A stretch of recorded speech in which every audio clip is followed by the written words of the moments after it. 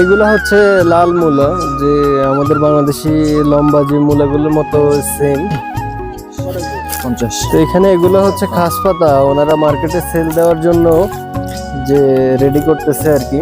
তো এখানে বিভিন্ন মার্কেট আছে, ওনারা এখান থেকে সেল দিবে, ওনারা নিয়ে যাবে।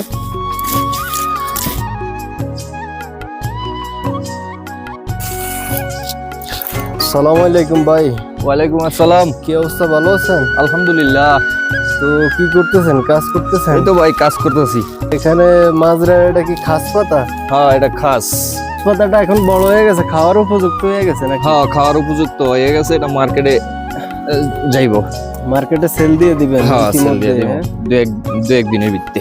এই খাস পাতাটা আজকে কতদিন যাবত এটার লালন পালন করতেছেন বা বীজ রোপণ করছেন এটার?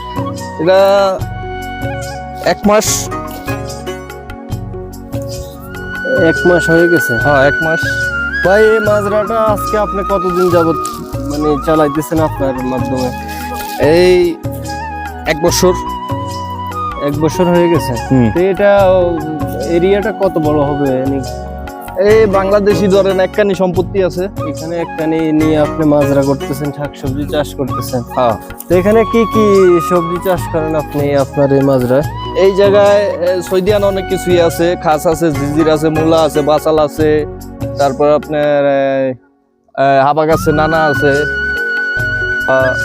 এই জিনিসটা আপনি কোনো সরকারিভাবে কোনো সহযোগিতা পান কিনা এই জিনিসটার লাগে? না না, এই জায়গায় কোনো সরকারি কোনো সহযোগিতা নাই, কফিলেরও কোনো সহযোগিতা নাই।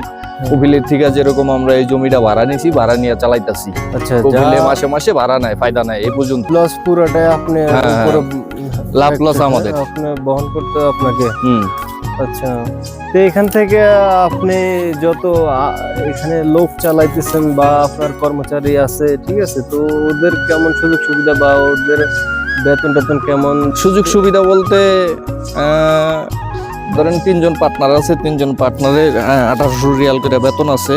আচ্ছা, আর একজন আমেল আছে, আমেলের 1500 টাকা বেতন আছে, ঠিক আছে। হ্যাঁ। এই সুযোগ সুবিধা, কোনো বন্ধ নাই, কোনো সরকারি ছুটি নাই, কাঁচা সবজিতে কোনো ছুটি হয় না।